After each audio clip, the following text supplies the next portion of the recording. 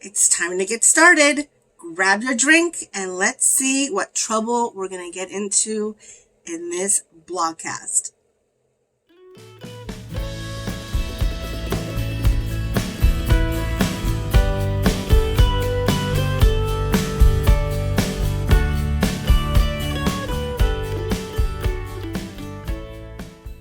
Hello and welcome to the Crochet Luna Vlogcast. My name is Claudia and I'm coming to you from the San Diego area in Southern California. This is season 6, episode 8 or episode 8.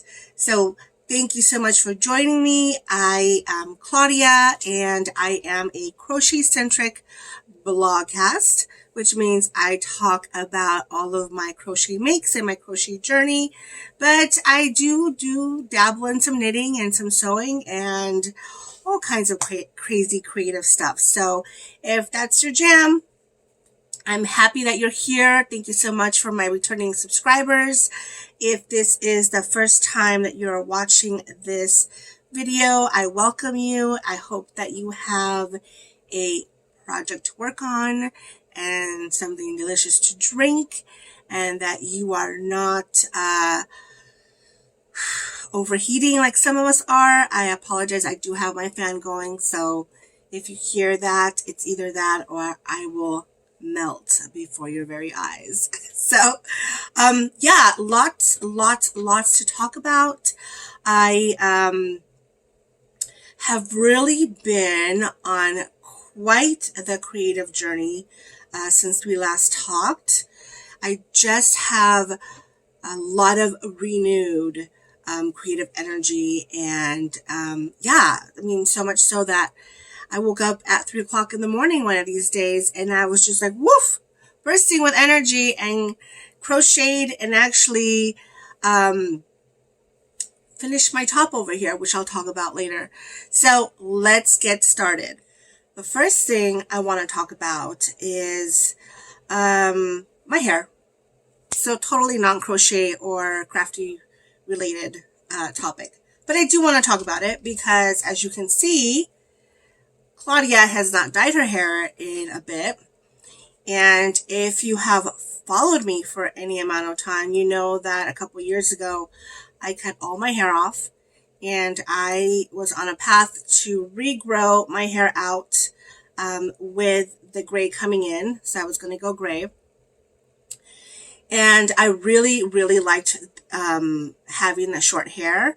I will pop a couple pictures after this and you can see how short I went. I really liked it, but it was a lot more maintenance to keep short hair than I really liked. I'm not a big fan of going to the hairdressers or the salons. I've always had a really weird relationship with my hair, like a love-hate thing. Just have always struggled. I've always struggled with trying to get a good haircut because my hair was naturally curly. It's always been something that I've battled with, basically. I didn't embrace my curls in the 80s, where I should have, because people were paying a lot of money to get perms and to get the wavy curls that I grew naturally.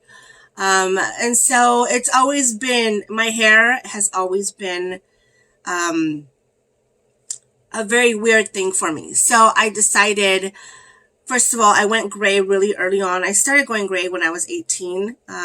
So I have this spot of gray right here that I've always had to deal with. And I've been dyeing my hair since I was 18, you know, and so it's always been this thing that I've had to do. But as I've gotten older, the time between dye jobs was just getting crazy. It was like, if I didn't dye my hair every 2 weeks, then the roots were coming out. So I had decided a couple years ago, no, more than like 2018, I would say, I decided I was going to go gray. But the way I was going to do it, I was going to cut all my hair off and just let it grow out gray. And I did that for a bit, but I did not like the gray pattern that was coming through. And so not only did I decide to start dyeing my hair again, I also decided to grow my hair out.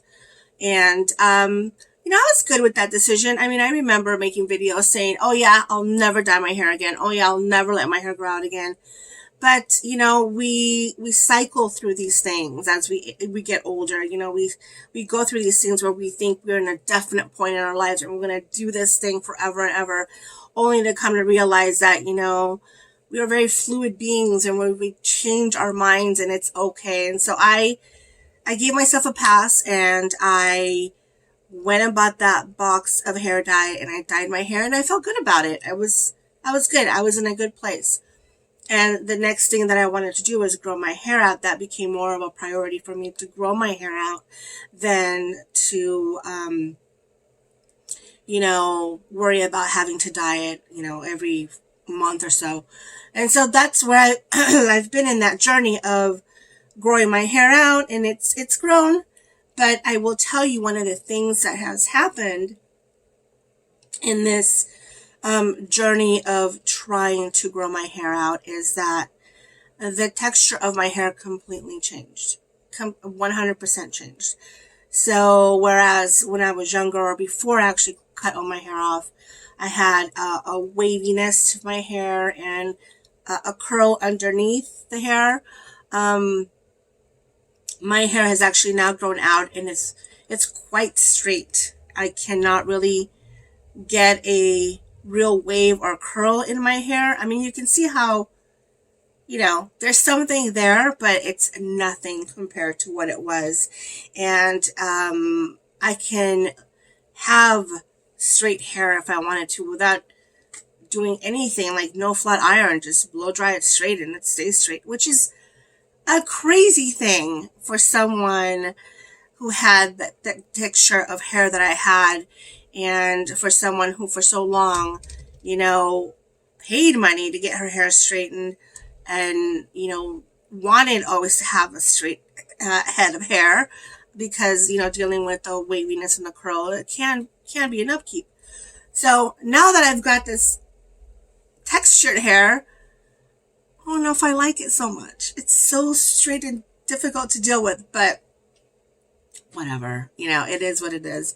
But the one thing that I did, that I have gone back to and I am restarting, is this journey to go gray again and really just not do anything radical. I am not going to cut my hair off. I am not going to, you know, highlight it. I'm not going to do anything. My hair has been actually thinning out as I've gone older and I'm going through menopause.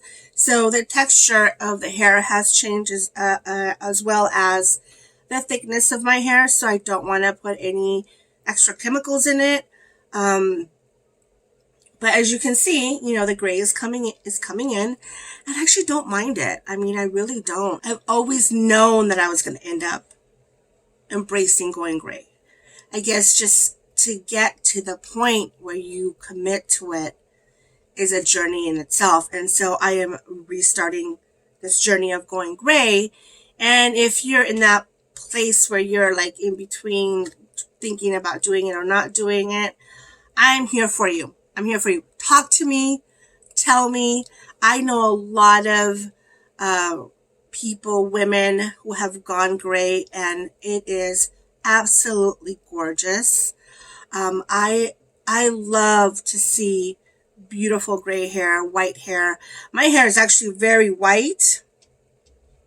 So it's just like the stark difference between my black hair and my white hair is just, it's very contrasting. And I know I'm going to get some pushback from general public, the people out in these streets that love to comment and tell you their opinions about things that they have no business telling you their opinion about. And I know that, you know, I come from a Latin family and we do not go gray. We fight aging with every inch of energy that we have. That's just not me. But, you know, the first time I tried to go gray, I did get a lot of pushback from the family, but it's okay. We're going to be good about it. we're going to love ourselves, we're going to love our gray hair, and it's going to look fabulous. It's going to take a while, but like I said, I don't plan on doing anything drastic. I mean, I'll trim it, I'll do some, I'll do some upkeep on it, but I am not going to go out and, buzz my head or do anything too crazy. So, wanted to get that off the table, because I know a lot of you will see what's going on here and go, what the hell, Claudia, what is going on?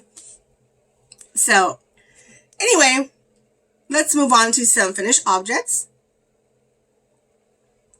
of which I have 2. So my first finished object is my fabulous socks. This is a pattern by Marta Mitchell. It is a paid pattern, as you can see. It did come out a while ago, but from the first time I made these socks, I really like this pattern. It's got an update. She did an update so that if you purchase the pattern, you will get access to the videos that will help you make the sock, and they're great. I made the ones the first time around without the video, and I didn't have issues making the socks. I am using my Chelsea Yarns advent calendar, although I will tell you that it's a mix of the 2021 and 2022 advent calendar, because I had both of those, and I just went ahead and picked out colors that I thought were fun. So here is my finished pair of socks. They fit great. I gotta do, I think, one more adjustment for them to fit perfect. I will tell you, there is method to my madness about these socks. The way that I have striped the socks is I did a certain number of stripes here. I think it was 10 rows from the toe part. So I worked the toe and I did 10 rows. And then all of these, I think there's an Amazon delivery out front because my dogs are barking. Which, let me segue right now. Let me just say this. I really loathe fireworks. I really do. I live in the United States. As you know, we celebrate 4th of July. I'm not talking about the beautiful fireworks displays that you see that they're just beautiful, right? Lights. I'm talking about the little mini bombs that people think are fun. I don't understand that. I have 3 dogs. One of them is a German Shepherd mix who is elderly and is absolutely petrified of those loud, boom-like noises that these people set off. And it's not like I say neighbors, but they're not really my neighbors. I'm sure they're removed from my local neighborhood, but these things are so loud that you can hear them from miles away. And so the week before 4th of July, the week of 4th of July, and now this week after 4th of July, as soon as it starts to get a little dark, for some reason, it sounds like a war zone around me, and my poor dog is hiding in my son's closet, and she shakes, and it's just really, really sad. I actually sedate her on 4th of July, per the vet's recommendation, because I will tell you, she broke out through a glass window one New Year's Eve because they set out fireworks, and she ran away, and we were not at home. This is how we realized that she was so sensitive to that kind of stuff, that she broke through a glass window to get out of our house. She was so frightened. So, mini rant is over. Let's get back to the socks. Please, please, please, if you set off those kind of fireworks, be aware that there are dogs, there are veterans, there are children with disabilities. My cousin has a child who she has to really care for during 4th of July because, he's so noise sensitive and frightened with the noises. There are so many people affected by fireworks. Like, I wouldn't have a problem. I'm sorry, I have to keep going on this rant. I wouldn't have a problem if for 4th of July, everybody did their shenanigans and it was great and it was over, because I know my dog, is sedated for the day and she's calm and sleeps for most of it. But the fact that people do it, days after is what really bothers me. I know. You guys just want to hear about the crochet. You're like, Claudia, we get it. Okay, fine. But you're my friends. This is what I come here for, to tell you, to talk to you about. Anyway, getting back to the socks. Okay, so I did the toe. I worked my toe.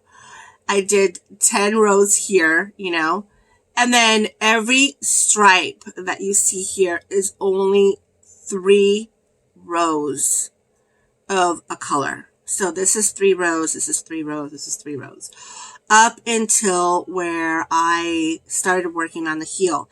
And the reason I did that was because I really wanted to have a clear understanding of how many rows it takes to get the right fit for my foot, because I had taken notes a while ago and I lost those notes. So this is my this sock here actually is my sample, I guess, or my working sample to help me make adjustments in further sock making. What do I want to say? So this is what's going to help me understand what lengths, what widths I need in order to make a sock that fits my foot. I have very problematic feet. I have wide, flat feet. I, have arthritis, so I have some issues with that. And I have bunions on my feet. So, yay for looking super hot in the 80s with my, well, not the 80s, because I was just a kid in the 80s, but, in the 90s with my super pointy feet, super pointy toe, God, I can't even talk today, you guys. My super pointy shoes that I love to wear. Like, I had a serious addiction to pointy stilettos, and so let's just say I'm paying the price for that now. So I have foot issues, I mean, every sock pattern that I've tried, I've had to heavily modified for those issues. And so that's why I like Martha's pattern, and I am using that to really understand how I want a sock to fit, what's comfortable, what I need to do, the hooks that I need to use, because I had to go down a hook size to make the sock. The size, I chose the medium size, and I went down from the recommended hook size for this pattern is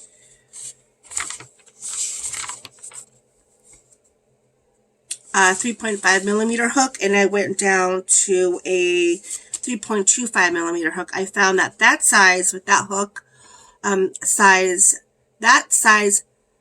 of the pattern with that size hook really fits my foot well. And not only that, but so this is, a particular hook size with this particular yarn, Dyer's yarn. This is all Chelsea Luxe.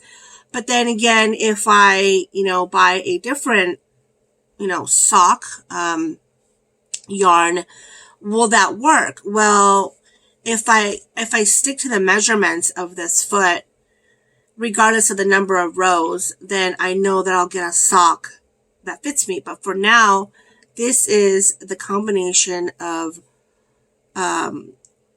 rows that I need for my foot. And so I think it helps to clearly to delineate that but knowing that these are just 3 rows of each color, how many rows I need to fit my foot.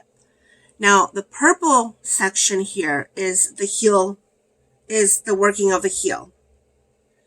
So what I have found is that if I work the heel in the 3.25 millimeter hook, this part of the heel fits just perfect. But this part of the heel, the one that goes on top of my foot, right here, is a little tight. So in my next pair, what I'm going to do is I'm actually going to go up a hook size when I am working this part of the heel. I just need it to be a little bit less tight, just a little bit, and I think going up a hook size will do the trick. So that means that when I'm working this part of the heel, I will be at the 3.25, but when I'm working this part of the heel, right here, I will be at the 3.5. Now the gusset, which is this different color here, I did the gusset here. The gusset is fine with that 3.25 millimeter hook. So this is the heel, this is the gusset, and then what I found personally, because I don't like really long socks, I have found that if I do, and again, these are stripes made of 3 rows in each color. So I have found that if I do 9 rows of the leg, that's plenty for me. So that's why, although this sock looks, I mean, it looks a little funky because of the way I've striped it, it actually is a breakdown of all the different parts of the sock and how I need them to fit for my foot.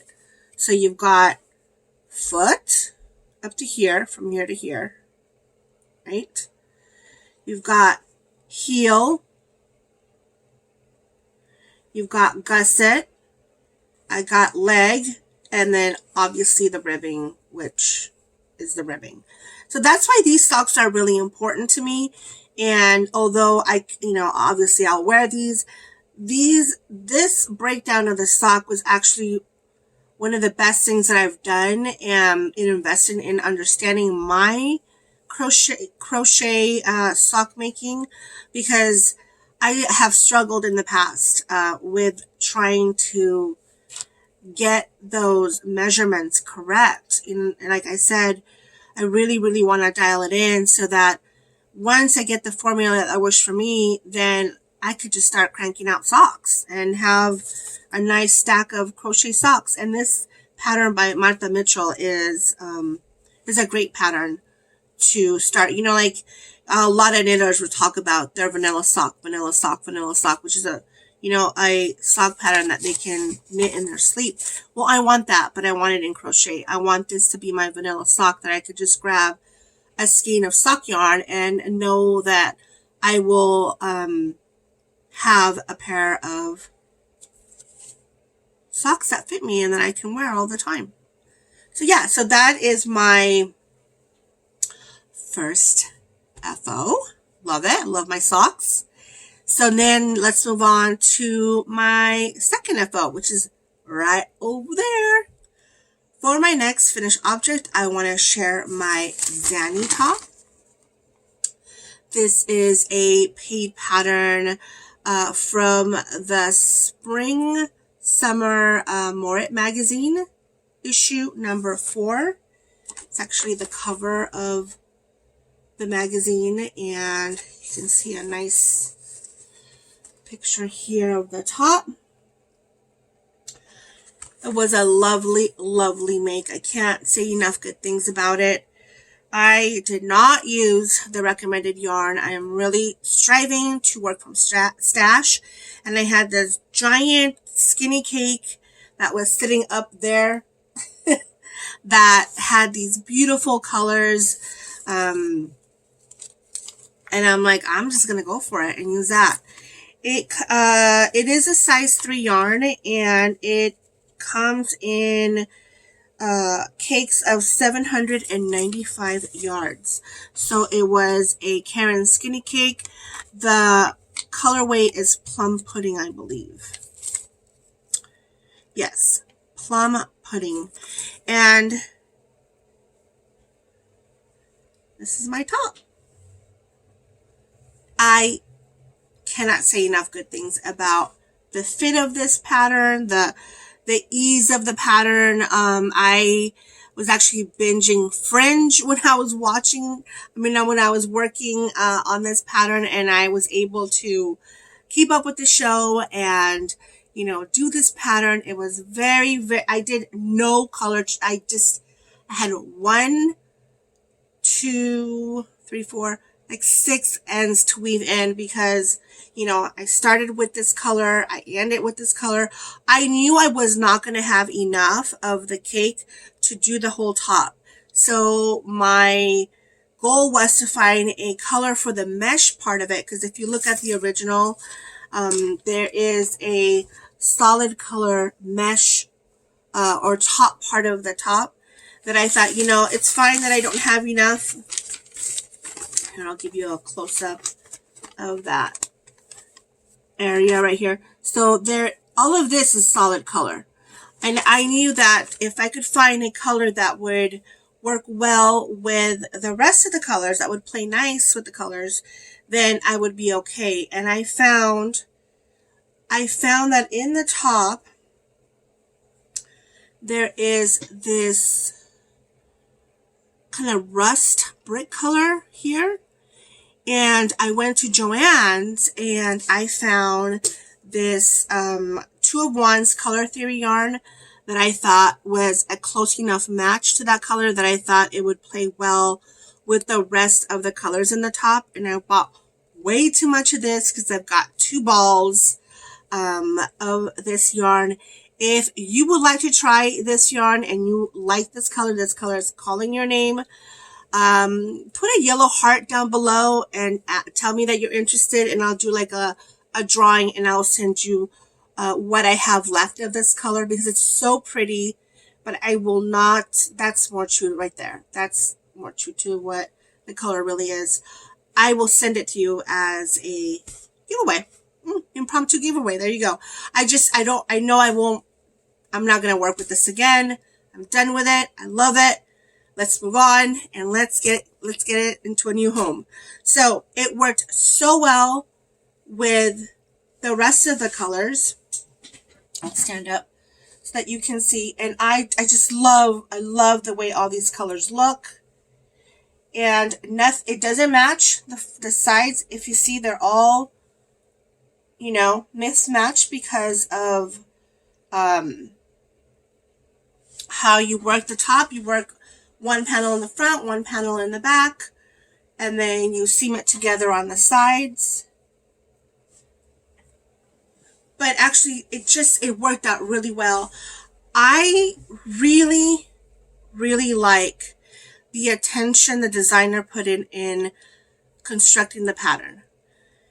If you've ever worked a crochet top where it's just 2 rectangles that you seam, and you basically have a top. You know, you put 2 rectangles together, you seam it up, bam, you've got a top. But what ends up happening is you just have this rectangle. This top is not that, and the design benefits from that greatly. There's detail on the collar here that's really nice, and it's simple. It's just such beautiful, simple detailing. There is shaping that happens here. There's a little bit of a sleeve. You can make this as long as you want. I did 4 or 5 rows of it, and I thought that was enough for me. And like I said, I feel like this designer just is such a great, she made such a great construction. She put this together so nicely, and it's such a flattering construction. I apologize. My English is no bueno today. I don't know. It's like I have no words. But yeah, It fits great too. And you know, it's summer in San Diego and I feel like I can wear this. I will give you, I will tell you the hack that I made with this top that some of you are just going to be not liking Claudia about. If you're going to be horrified with what I'm about to say, I suggest you keep it to yourself. Be nice. Be nice.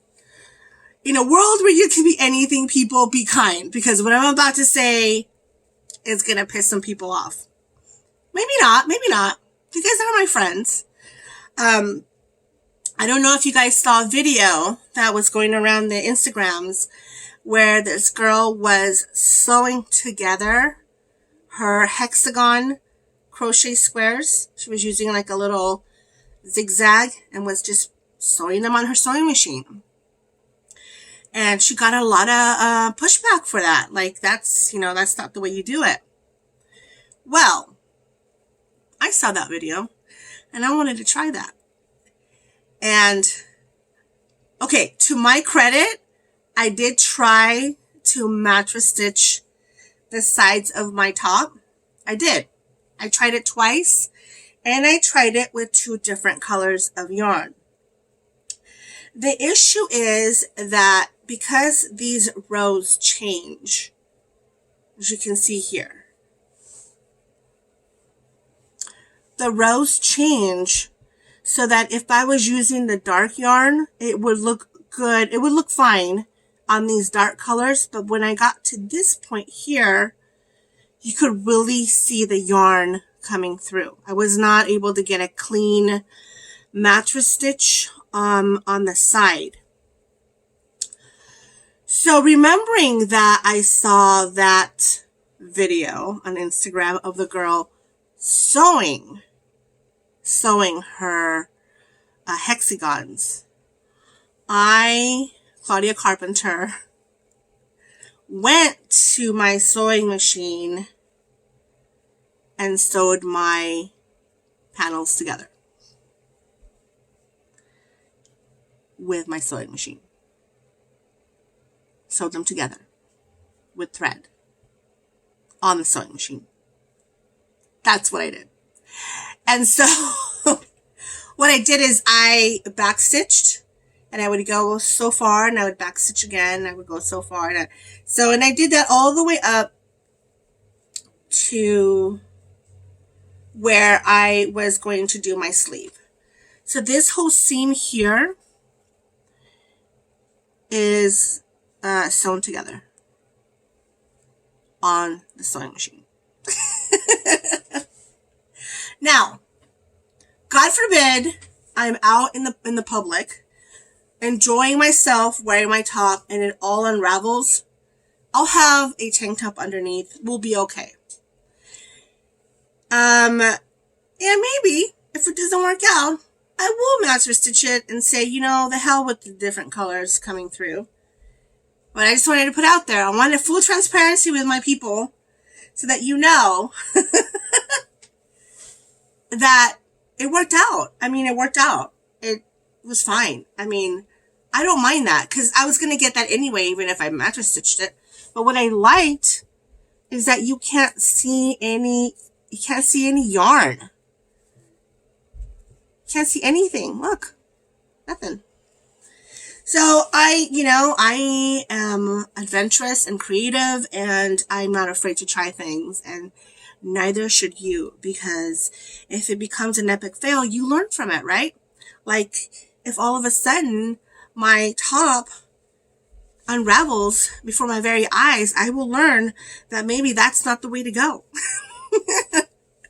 But anyway, yes, I love this pattern.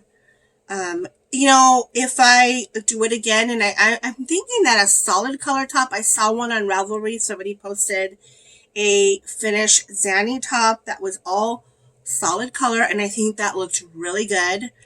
If I did that, then definitely I would mattress stitch because there would be no issue with seaming together the panel. Now, if there's another way that you guys have of putting panels together where you don't see the yarn come through, share that, because that would be a great resource to have and know.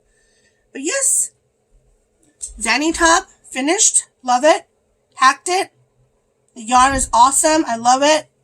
And that is my 2 FOs for this episode.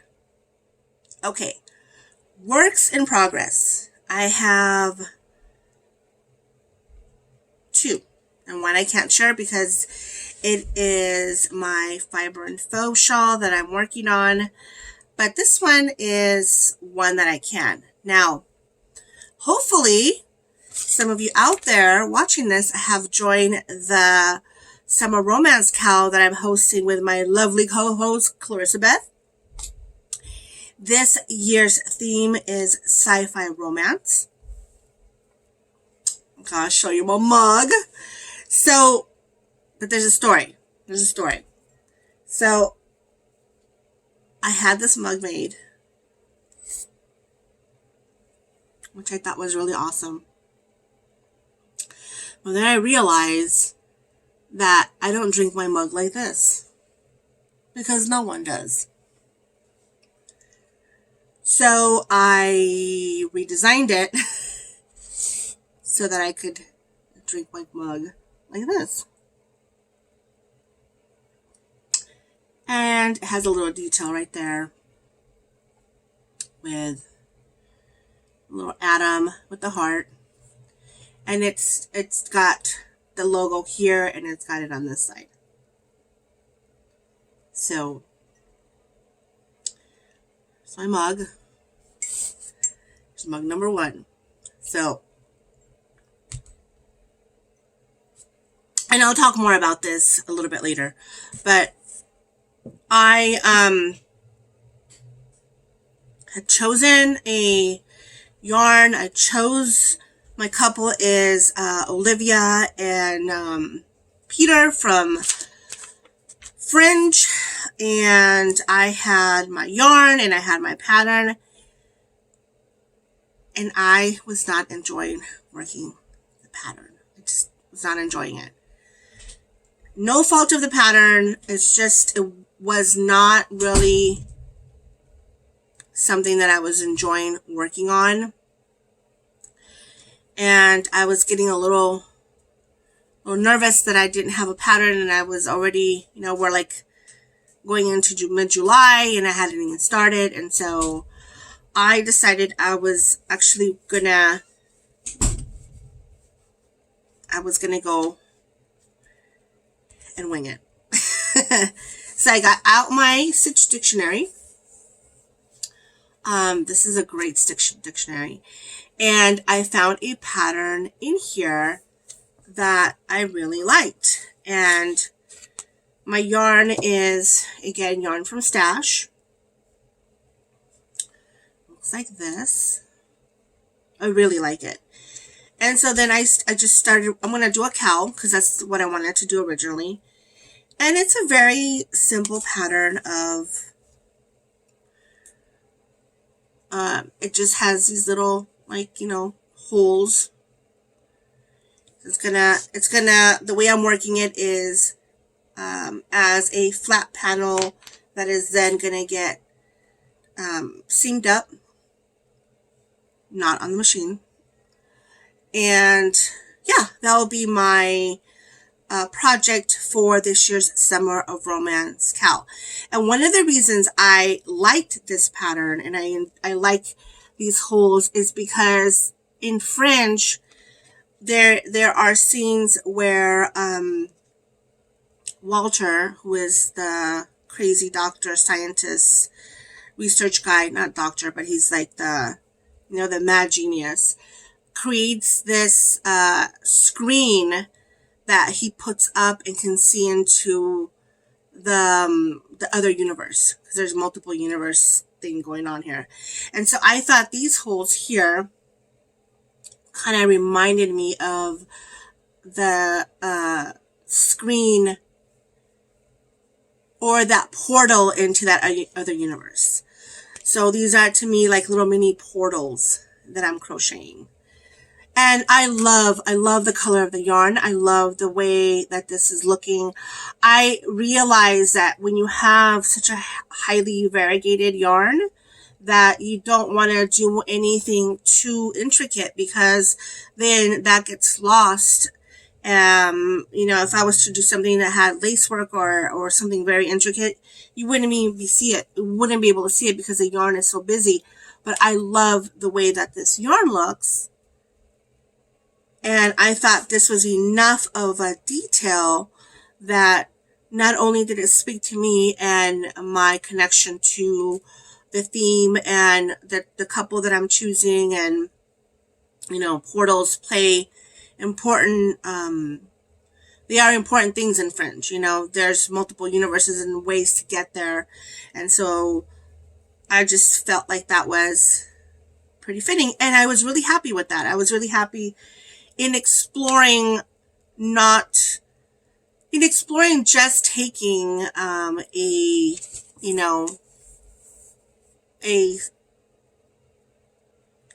formula, I guess I would say a recipe for a pattern, and just figuring out stitch count and just going for it. I didn't do any real modification, and the only thing that I did is figure out, based on the repeat, how many I needed. So if you're sitting on a stitch dictionary, if you've lost your Crojo, if you're looking to do a little bit something outside the box of just like looking for a pattern and buying it, because I will tell you that one of the things that's frustrated me lately is that I've been buying patterns that when I start working them, I'm hitting walls, whether there are issues with the pattern or I'm just not understanding. And I get it, like we all think differently. So the way I would explain something to you might make zero sense, but it makes sense in my head. So I feel like using a stitch dictionary really, really opened me up and really created an experience that was not quite like designing, because I'm not gonna say, oh yeah, this is gonna be a pattern that you're gonna pay. This would never be a paid pattern. All I could tell you is that I found a pattern in this book, and I figured out how many chains to make so that the cowl wraps around my head, and I use exactly the instructions here. So this would not be, I would not consider this be like, oh, I'm designing this. No, I just did like a little math with a calculator at 1 o'clock in the morning after I'd worked the other pattern and said, you know what, this is not for me. So anyway, there are many avenues to get to a crochet pattern. There are many ways to get there. And this is just one of them, by using a stitch dictionary. If you would like to know, I will tell you that the pattern that I'm using is in page 59, and it's called the perforated pattern. It looks like that. So that's what I saw. That's the name of it. It says perforated pattern, and it's on page 59 of Melissa Lietman's Indispensable Stitch Collection for Crocheters. And if you want to know how many starting chains I used, email me. I'll let you know. It's not difficult. It'll just be, I'm just going to give you one number. That's it. I'll give you a number and a measurement, and that's it. And so I'm just going to crochet this until I have, until I've gone through this whole ball of yarn. It should be enough for a cowl. So that's what I'm working on. And then, like I said, I'm going to start another pair of fabulous socks. And this one I will be entering in the summer sock camp that is hosted by Kay Litton of Crazy Sock Lady. And it looks like this because it looks like summer to me. And I love, love, love all these fun colors. This is a Knit Picks yarn that I purchased a while ago. Like I said, it just to me screams summer. It's bright, it's bold, it's beautiful. And I'm going to be using the fabulous sock pattern, and I'll be doing like those little adjustments that I was telling you about. I am considering going back into Ravelry and uploading the FOs that I have for this year, because I do a lot of modifications on my crochet out of necessity. You know, a lot of times I will deal with the boobage and I'll make adjustments. With socks, I really think that, you know, they're so individual, you know, to people's feet that you really have to modify them. So let me know if you think that's a good idea. I'm thinking about uploading my finished objects to Ravelry, because I know that helps designers, and I know that it helps me when I read people's notes or I see different patterns on different size bodies. That is a huge help. And if I can do that, then yeah, I've been kicking that idea around. So that's where I'm at. I did have another 2 finished objects that I wanted to share with you, and they are sewing finished objects. So I did participate, but I co-hosted Dodgy Bag Mail with Allie of A Little Drops of Wonderful.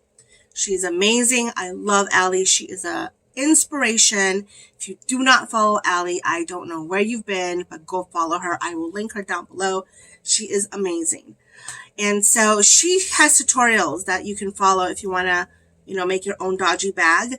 And we are actually going to be doing something really special next year once we work out the details that we'll share for next year's dodgy bag, that will actually involve a Zoom again with Allie and myself, and also a swap.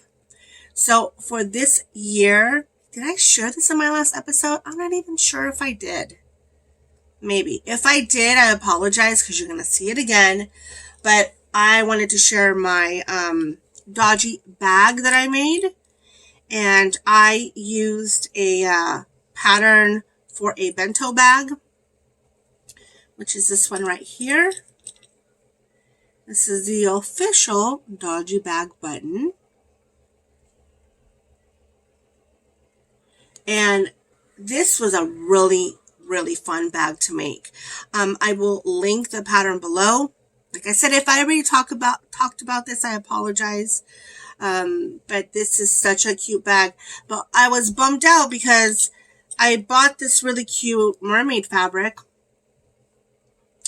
and I put it in the middle part of the panel, because I did it in 3 panels.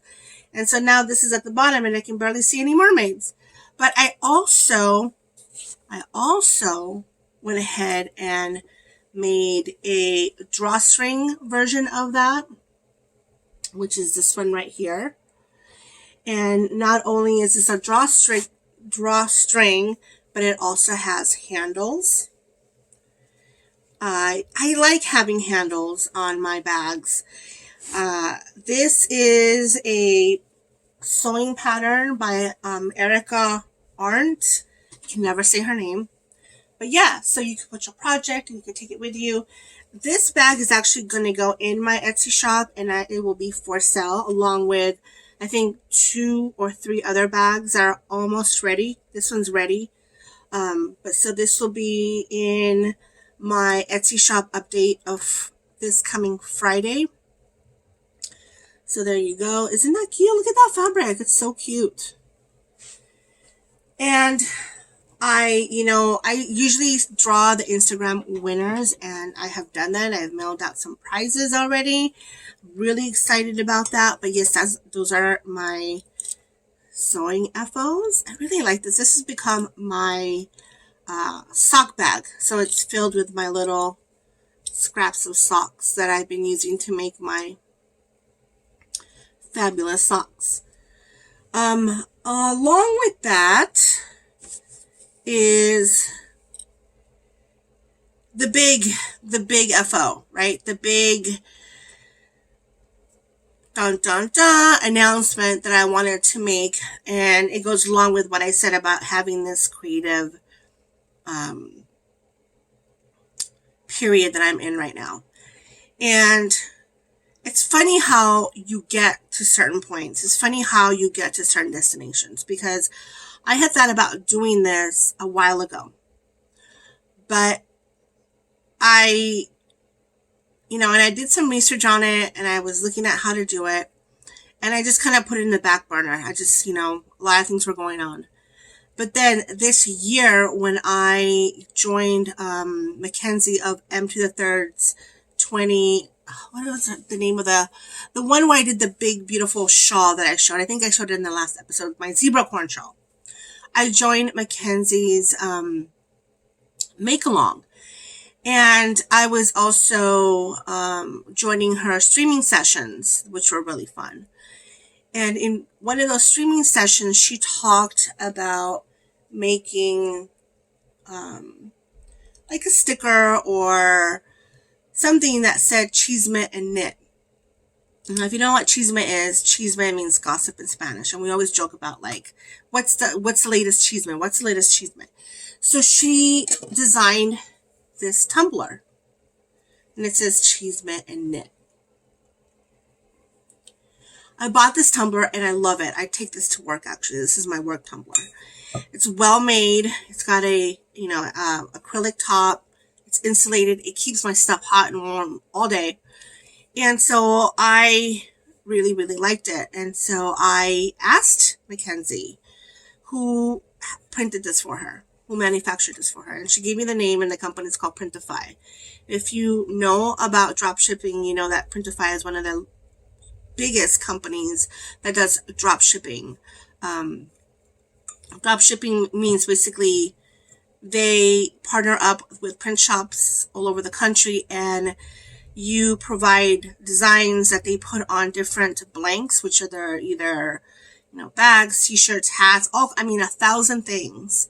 And so when you sell a product that is printed by one of these printing shops, they actually package it for you and ship it out on your behalf. They make their money on the cost of the product, and you make your profit based on whatever profit margins that you are looking to have. And the reason I'm being very transparent about this is because I know a lot of times people do things and they, take their business in a certain direction, and they're very protective of how they do that.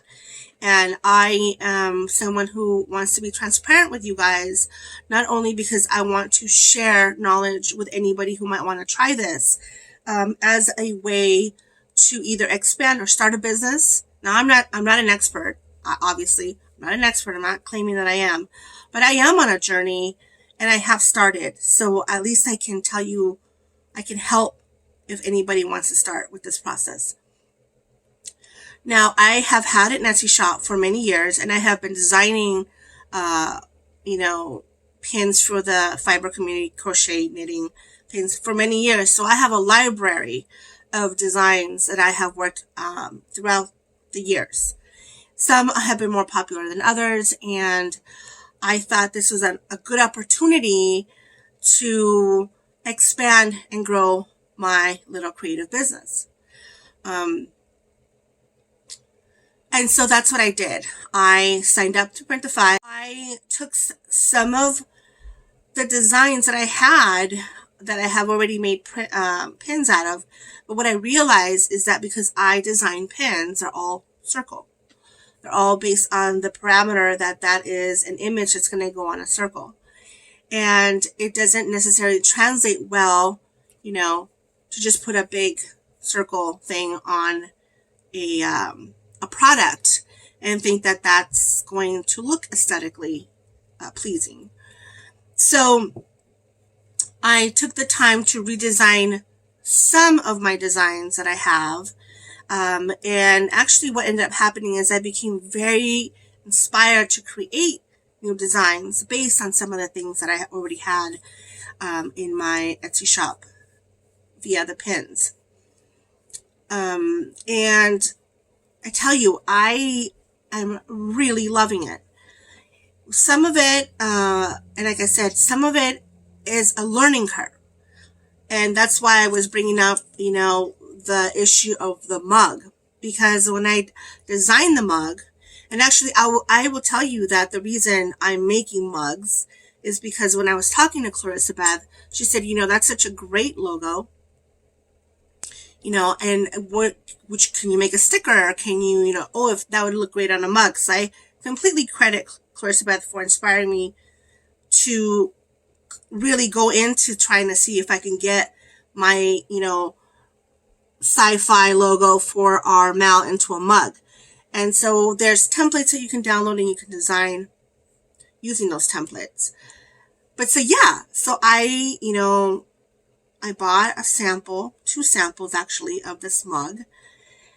And I quickly realized my mistake. And I have had to do that. And that is the learning curve that I'm still on, is learning what prints well, what looks well, what works. And this looks great, but if I'm drinking, you're not going to see the image on the side. And the epiphany was actually, I was holding a mug of one. I have a mug with some designs that I bought years ago that has like a moon on it. And I was holding this mug and I was looking at it and I'm like going, yeah, that's the problem, right? It was like a light bulb went on. You just don't realize those things until you're actually doing the things that I'm doing, which is trying to design for these products. So I went back and like I said, I,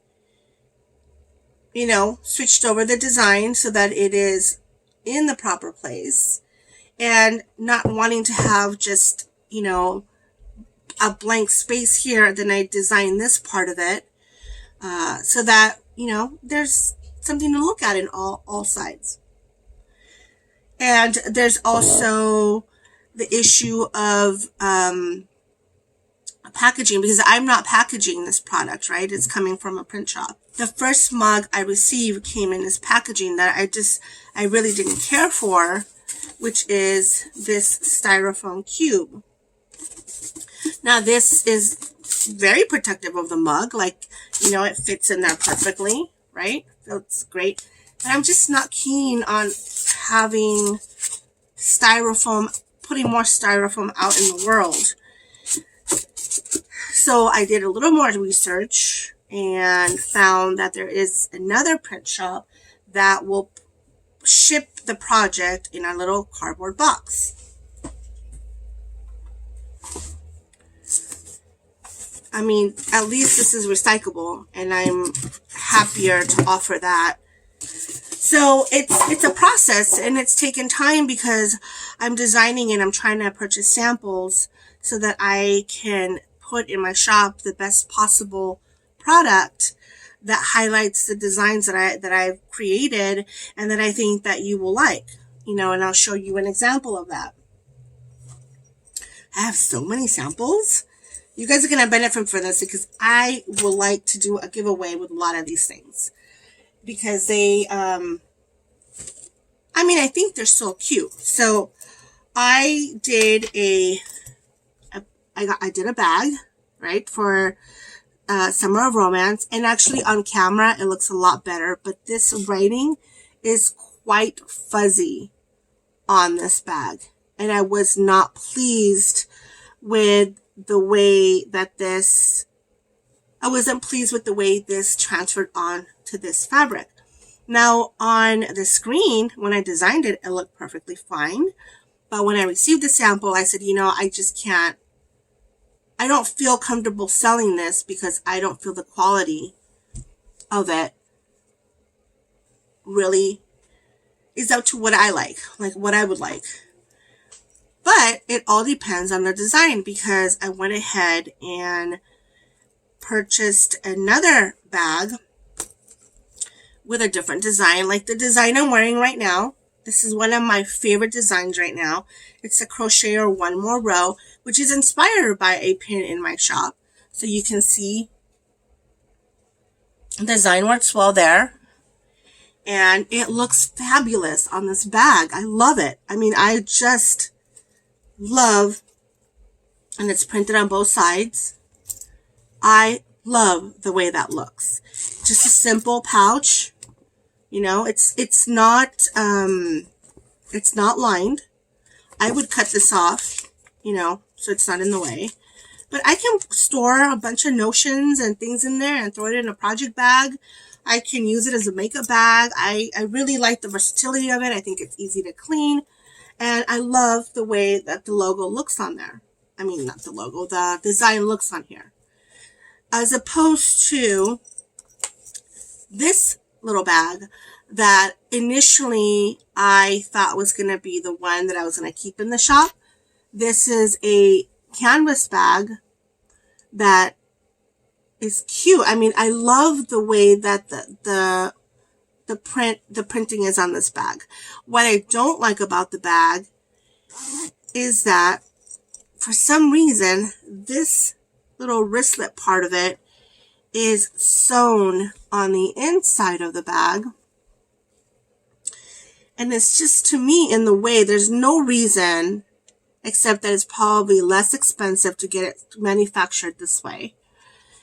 And so when you zip it up, it looks like that. And I think that looks messy and I don't like the way that looks.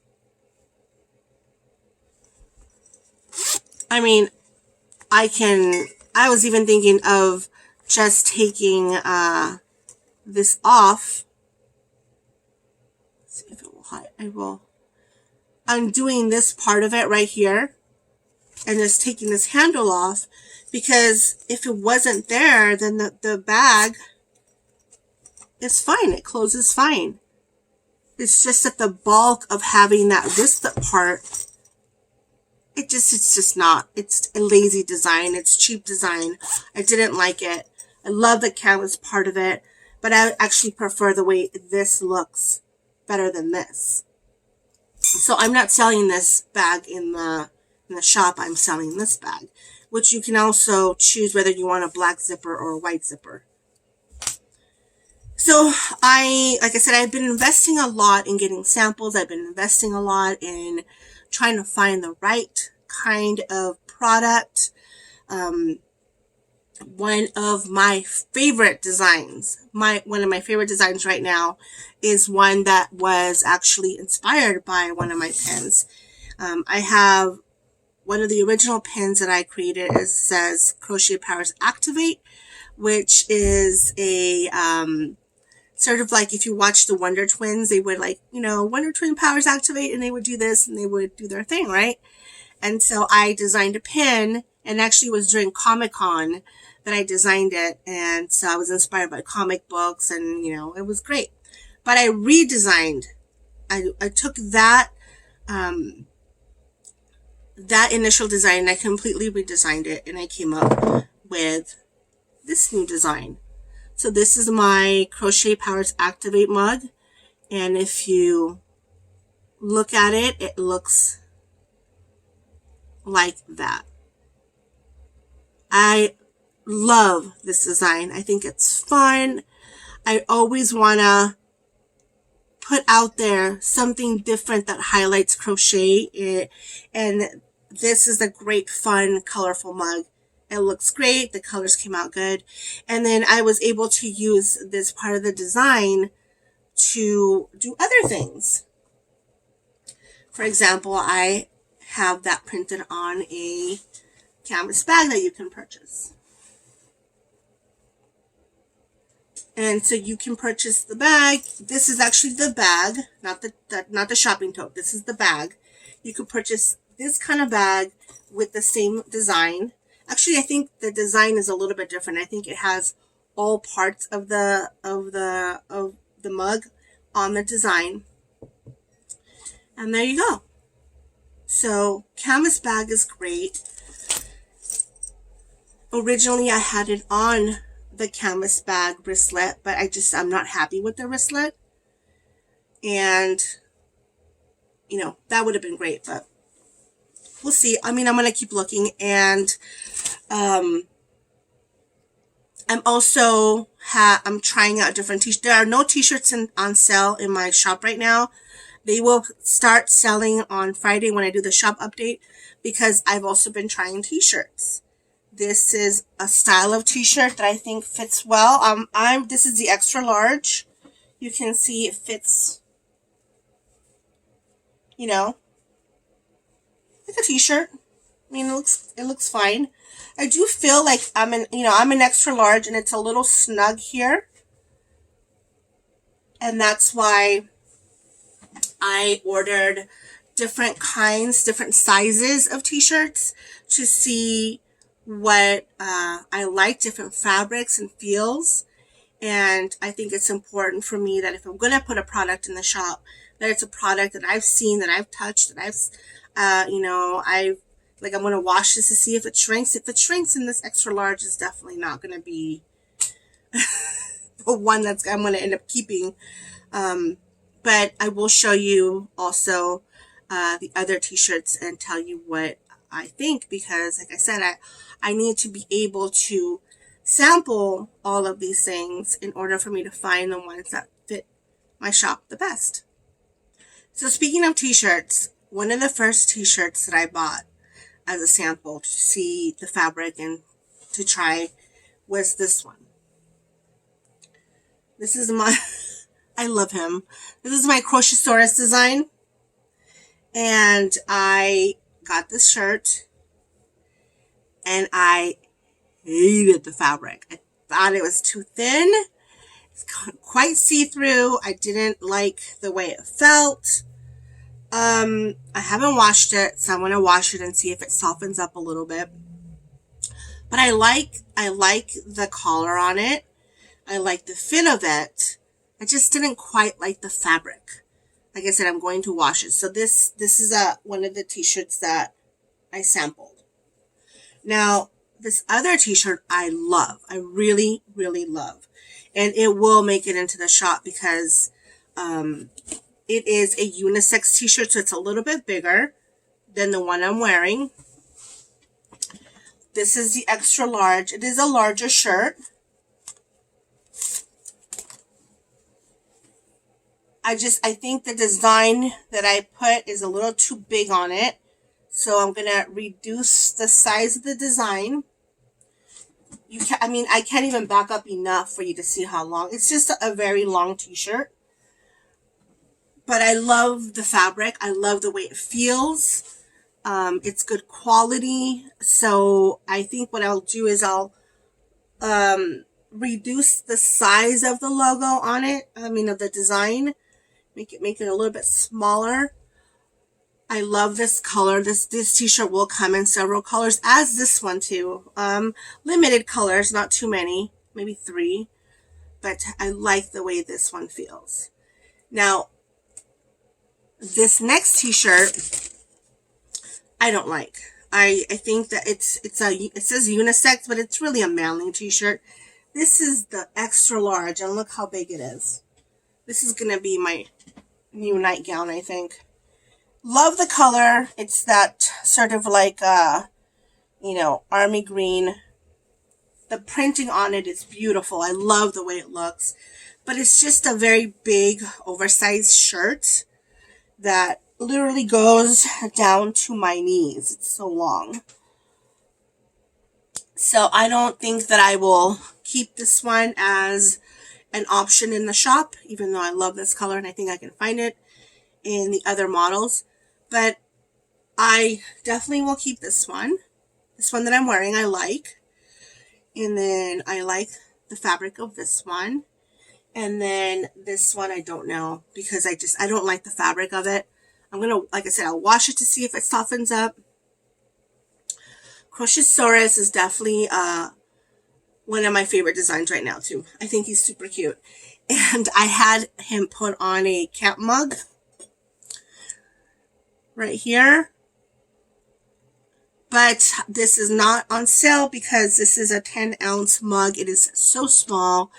And I feel like for the price of what I would have to sell this mug, I personally would not buy a mug. At the price point, it has to be due to the production cost of the mug. I don't see I just don't, I don't think it is not cost effective. I just don't see it. I think it needs to go on a bigger mug. This is a 15-ounce mug. This is a 10-ounce mug. This is an enamel camping mug. It's quite pricey. And so I don't know. You give me your opinion. Let me know. I mean, that's one of the reasons I'm sharing these things with you, because I would value your opinion on this process. So yeah, that's where Crochet Luna's Etsy shop is. I am working towards exiting Etsy and into my own website, maybe by the end of the year or when Fiber and Faux launches in the fall. We'll see about that. It's a big journey. It's a big step to take. And I would encourage anyone, as I've always encouraged you guys, if you want to start a podcast, start a podcast. Wanted to mention Myra, my friend Myra Garcia, started a podcast. She's a whip hoarder. I will link her below. She's got her first episode. Go take a look. She's a crocheter. She's a knitter.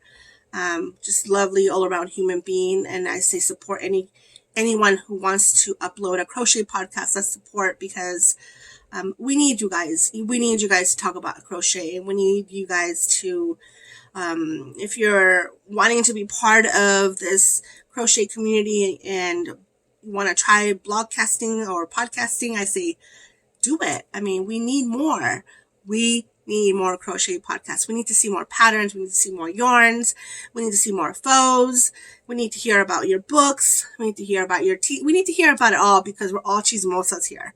You know, we all want to be in people's business. We want to know what you're doing, what you're working on.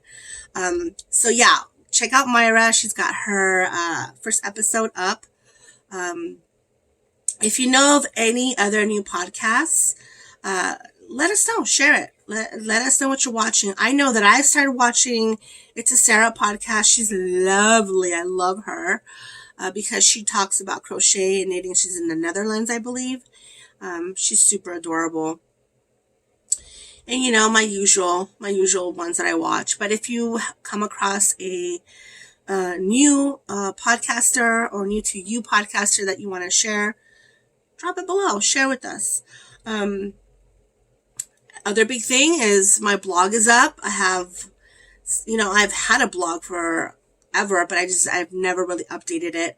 Trying to work on, doing things on the blog, trying to do things on Facebook. I am trying to tackle the different things, so that you don't see this. Maybe you see an overall theme, but you're not seeing the same exact thing everywhere. For example, right now, I think the last blog post is about the details of summer romance. Please join in. I will tell you, giveaway number 2 is if you share your summer romance project on Instagram, I will pick a winner and I will send you, I'm going to call this my dodgy mug. You will get a dodgy mug with summer romance. I'll ship it out to you. I'll announce that winner on Friday. Make sure you use a hashtag so I can research the hashtag and find out who you are. And then you can win a mug. And let's see. Should we do another giveaway? Let me know what you think about this whole new, avenue that I'm opening up for myself on Etsy with this, offering of different products. Give me your opinion. I mean, have you bought products from other Etsy shops that basically drop ship? Have you been happy with that? What are your opinions about that? I want to really grow. I just really want to put more crochet stuff out in the world. I really want to offer more things that say crocheter on there. I want to show people that we are a creative, vibrant community. And sometimes just putting on a t-shirt and walking out in public.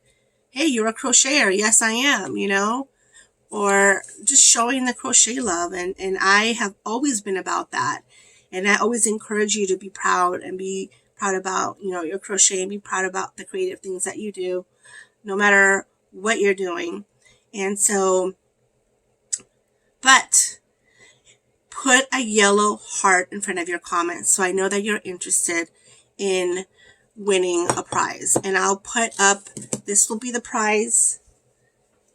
You'll get these two things together as a prize. I'll choose that, and I'll contact you. Let's see. I'll just announce the winner of the prize next time I record. And I will be recording soon because I have other things that I want to share. So for next time, if you're interested in winning the little wristlet with the canvas bag, put a yellow heart before your comment.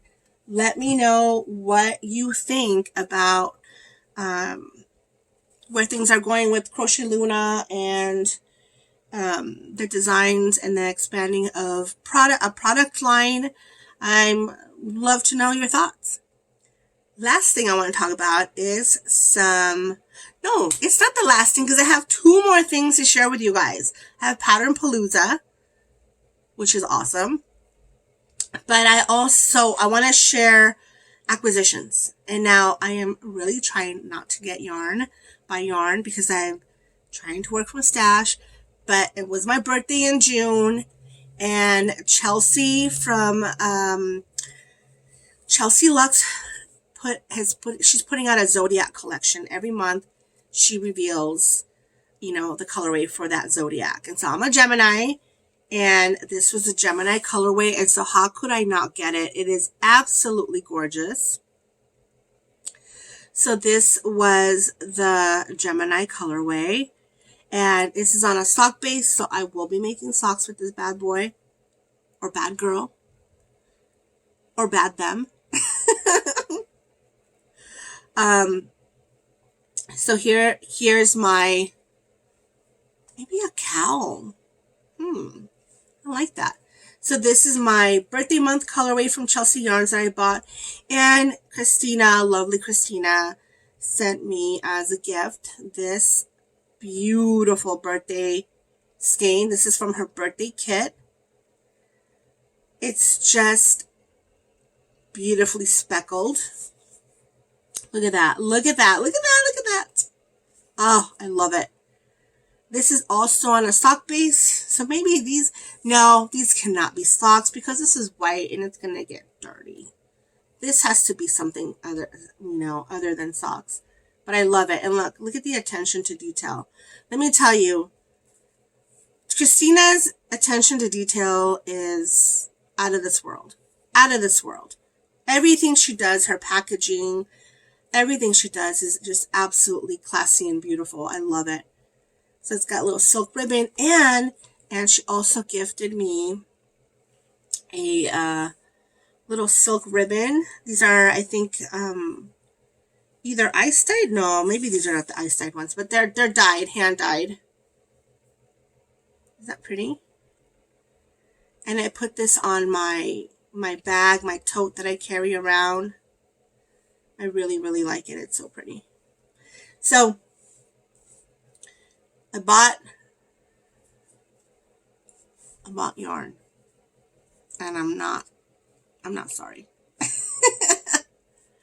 Okay, so the next thing is Pattern Palooza. Let me find the patterns for the palooza, for the paloozing. Let's palooza together. I was interested in trying to work a summer top and a summer tank top. I'm trying to overcome my dislike of showing my fat arms. I'm embracing my fat arms this summer. And so I went on a tank top search, crochet tank top. Now, funny enough, I was watching Rochelle of Queen's Yarn Boutique. I love Rochelle. Hey, Rochelle. And she did a whole episode on tank tops. And I'm going to link it below because except for one pattern that we both chose, she's got a whole other set of tank tops that she is sharing on that episode, which I think you guys, if you're interested in making a crochet tank top, then definitely check that out. I will link it below, like I said. But I found some really cute patterns. And the first one is from Michelle of Two Bossy Knits. Now, I shared Michelle just had a pattern release, I think, last week. She does these really creative, just vibrant, beautiful designs, very cool designs. And she's got a hot girl summer tank top that is made out of granny stitches. Look at it. And this is a paid pattern. Very reasonable paid pattern. And it's got a nice deep, V-neck. And it looks awesome. It looks awesome. If you're going to be joining the Grocery Girls, they're doing a hot summer granny along, this definitely would get you in there because this is all granny stitch. The next pattern is from a designer that I have like so many of her patterns and I've not been able to get to crochet one. But this summer, I've already ordered the yarn for it. I'm just waiting for it to get here. And I definitely want to make this tank top. It's called the Vivo Top by Jane Clivestead of Joy of Motion. She is a lovely designer. And this is reversible. So you can wear this in the front or you can wear it in the back. It's got video tutorial on there. She does beautiful work. See, this is a picture of the pattern. You can see that you can wear that in the back with the buttons. So it's not reversible, but what would you call that? It's not, well, I don't know. You can wear the front and the back and the back and the front. So this is what it would look like if you wore it like this. This is the Vivo Top by Joy of Motion. This is a paid pattern.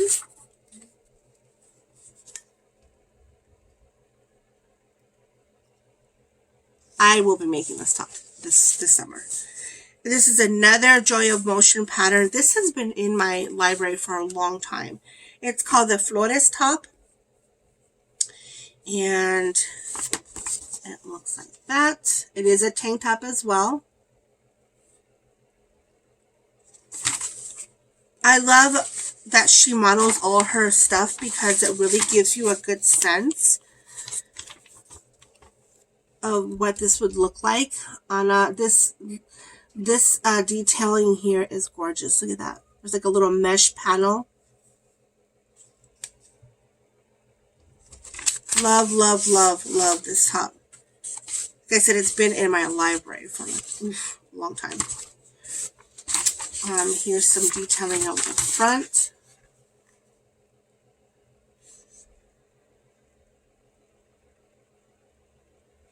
She has charts, she has videos, she has a lot of support for her patterns. Now this one, I was surprised that I picked this one because I'm not one for like the really thin straps, but I think I'll make it with a little bit thicker strap.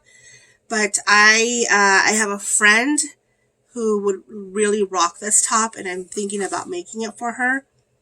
It's called the Tulip Square Top by Wilma Westenberg. Look at how cute that is. And these are all squares that you put together. You can make this longer. Obviously, I would have to make this longer. Not obviously, right? I mean, not obviously.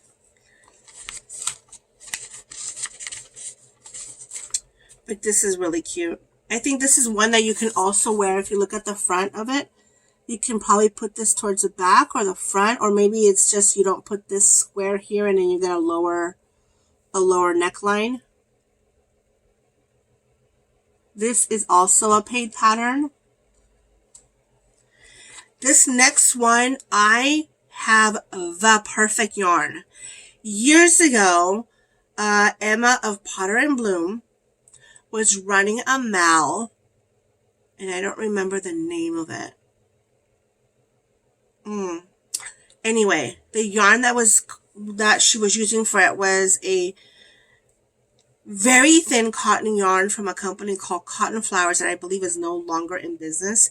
And I never did the shawl for that, but I've had this gorgeous cake of yarn just sitting in my stash, and I always knew that was meant for something really special. And I found this V-neck top, which could also be a dress. I will not be making the dress.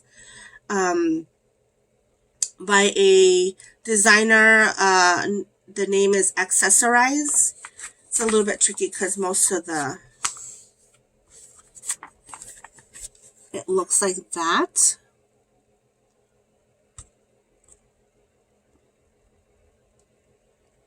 I thought that was gorgeous. Gorgeous, gorgeous, gorgeous. It is a paid pattern. It has detail photographic tutorial on here for the pattern. And if you check out the Ravelry link, you can see how this gorgeous top turns into a dress, or you can turn it into a dress. So I will link all the patterns below. Now, free pattern, Yarn Inspirations. They have this pattern called the Crochet Granny Tank. This is a free pattern on their site. I thought this was really cute. Again, another good fit for your Granny Mal, hosted by the Grocery Girls. There's a chart. There's all kinds of good information. Another free top. This one I like all of them. Like, I want to make all of them. Like, if I had time, I'd do nothing but crochet. That's what I would do.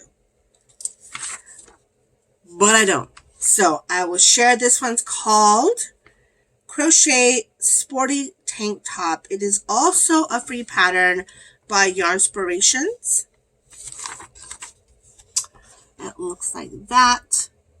What's really pretty about it, it uses these details of a different color yarn right here for this top part of the top, and then this strip down that you see here is a different color yarn.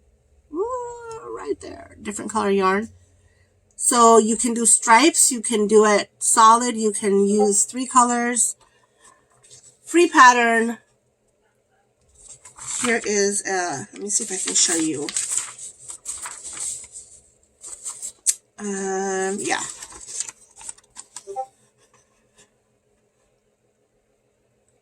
I thought that was cute. I thought that was a cute top. Best part is it's free. Now, this is the one pattern that Rochelle and I both chose. It's a free pattern by Lion Brand. You can go on the Lion Brand website and you can either buy the kit for the top or you can just download the pattern for free. That's what I did. It's designed by Two of Wands and it's called the Cumberland Tank, and it looks like this. That's cute. I mean, that's just a cute striped tank. Like, what can go wrong with that? So if you are interested in any of these, I say check down the links below. I will make sure that you can see all the different designs that I've shared.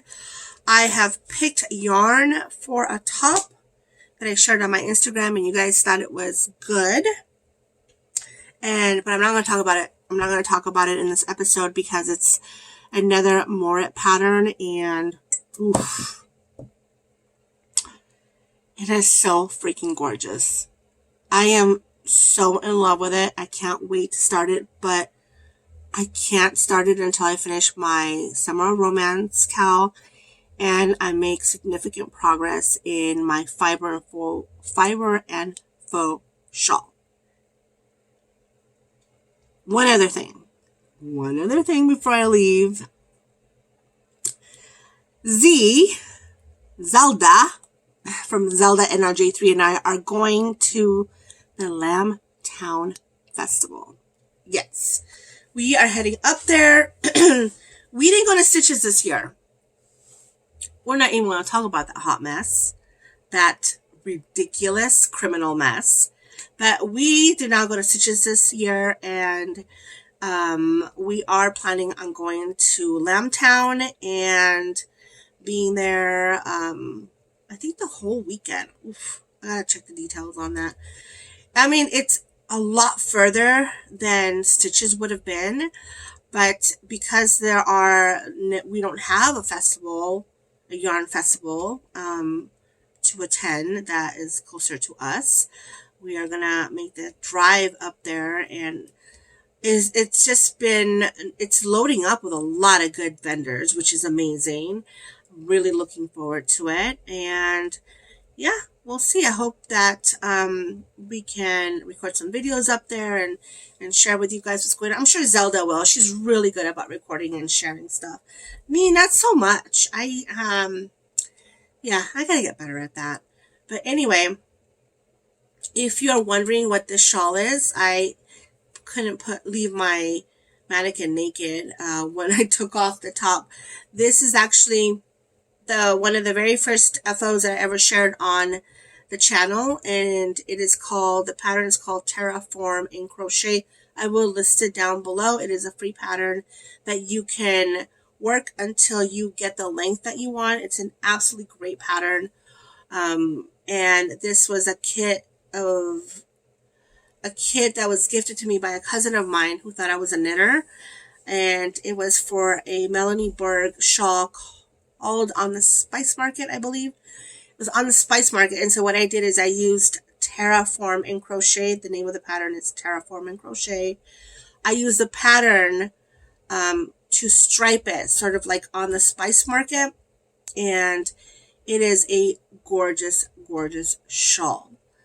And so that is it, friends. I know that was a lot of information. I know this is a long podcast, Vlogcast, but I needed to share these things with you, and I feel like, I just want to be here to encourage you guys to try new things, and if by seeing sort of the things that I dabble into and I fail at or succeed at, it encourages or it sparks something in you, that I'm happy to do that, because life is too damn short to worry about things. I'm not doing that anymore. I'm just going for it. And I would just say go for it. Crochet on, and I'll see you guys next time. Bye.